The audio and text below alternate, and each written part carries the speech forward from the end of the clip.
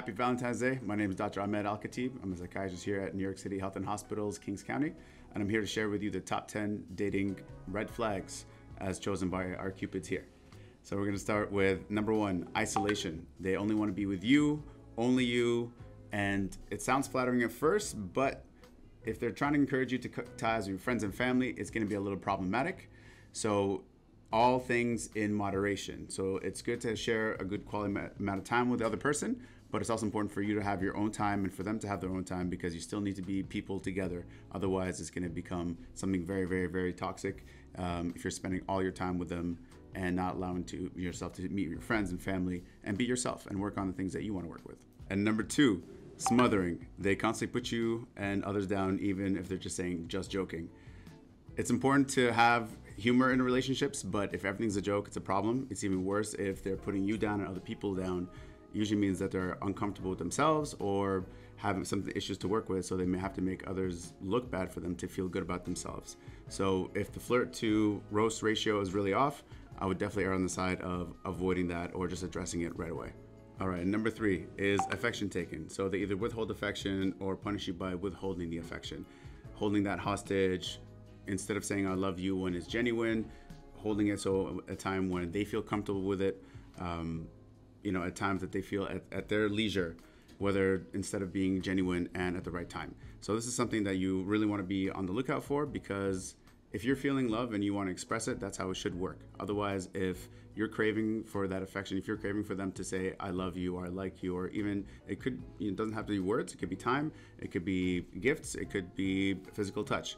But if they're withholding it from you and kind of using that to control you, that's a big problem.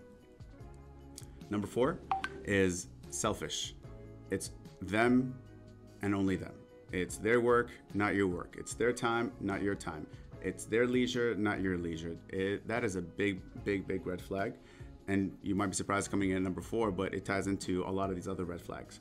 So if they're controlling their time and saying, I'm gonna work, we can't hang out, that's fine. But if you're always taking second place to what they want and what they desire, it's not a good relationship for you to be in. And it's a big, big red flag. Number 5 is avoiding. So there are topics, people, situations, things that they want to avoid talking about or spending time with, whether it be ex-relationships, their future, friends, family members that they're not allowing you to meet, or they don't want to meet yours. There's something there that has to be addressed, because eventually you're going to have to do these things. You're going to have to talk about some of these problems. And eventually, let's say you get in an argument and they avoid talking about these things, how are you going to get over it if you're just going to avoid it and avoid it and avoid it? So it's a big problem, and it kind of hampers the communication, which is very, very important in a healthy relationship. And number 6, all-consuming. They say they love you right away. It's the first time you meet them, they love you. You're the best. I've never dated anyone like you before. Maybe it takes a first date, second date, third date. However, stages of love have to be worked through, and you can't just jump the gun, because that just shows that there's some trust issues there. It could be loose boundaries. If they love you right away, there's a very high likely possibility that they're going to love somebody else the next week or the week afterwards. And what if they suddenly fall out of love with you and now they hate you? It's a big, big red flag that I would, it's at number 6, but it could be a little bit higher. And at number 7 comes in rudeness. They're dismissive of you. They're dismissive of your friends and family, dismissive of wait staff, stewardess, people at the store, people that they don't have to be nice to, they're dismissive of. That's a red flag, because that's a conscious decision that they're making to be rude to that person, where they could be neutral, or better off yet, they could be genuinely nice. That's something that, it's a reflection of their personality and their decision making at that point in time, which, we have different aspects of our personalities, and our automatic reactions tell us a lot about how we feel about ourselves and other people. And number 8 comes unimportant. You feel unimportant because they're not celebrating your accomplishments and don't share in your successes. There's something that you're proud of, whether it be a job, whether it be something that you've created, whether it be a new relationship you fostered, whether it be a dog, something that happens in your family. They're not sharing in your successes and not sharing in the things that bring you joy. That's not a good reflection of somebody who cares about you, who wants you to feel great, because if they were to share in your successes, that's only going to make you want to do that more often. But if they're withholding it, it's going to make you feel less important, feel down, and it shifts the power differential over their favor. You're feeling like you're not very good and not very important. Number 9, subservience.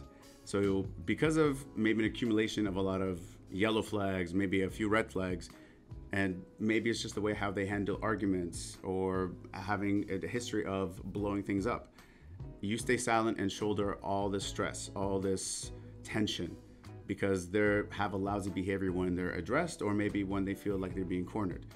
And eventually you let things slide.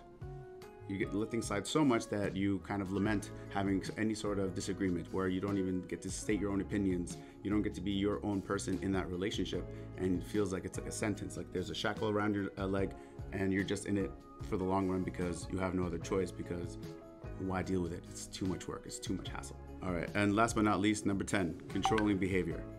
So they control everything in the relationship, or trying to gain control of it in the relationship. As you've inferred likely from the rest of the red flags, it's some sort of taking their time or taking the power. It's got to be an equal power relationship if it's meant to last.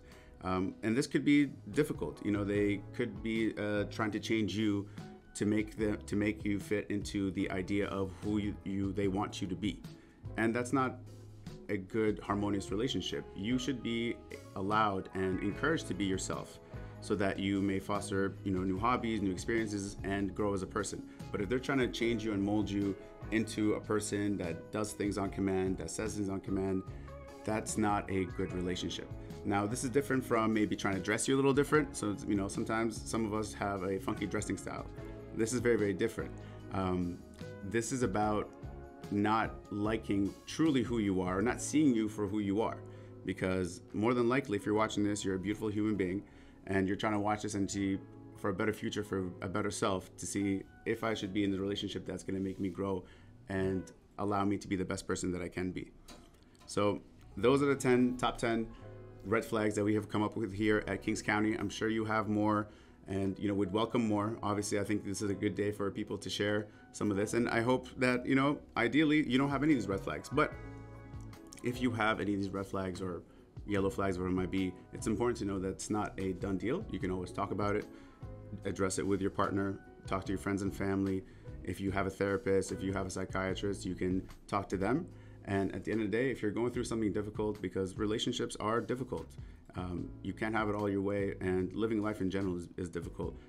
A lot of breakups cause a lot of mental turmoil, and we see a lot of people come in. Some of the social stressors are coming in, there's job, all this stuff, but a big one is relationship, because that person holds a certain value in your life. And if you suddenly have a situation where it flips, it can have a big, big impact on your life. So if you're going through something and you're seeking some help, you can always come to Kings County here at New York City Health Hospitals. We have tons of resources. We have therapists, counselors, psychiatrists, and we're more than happy to help you. And I hope you have a better luck in the future. Hopefully your Valentine's Day is going great. And if it's not going great today, tomorrow, the next week, the chocolate proceeds to be more and more on sale. I usually like to wait about a week, it becomes 90% off. So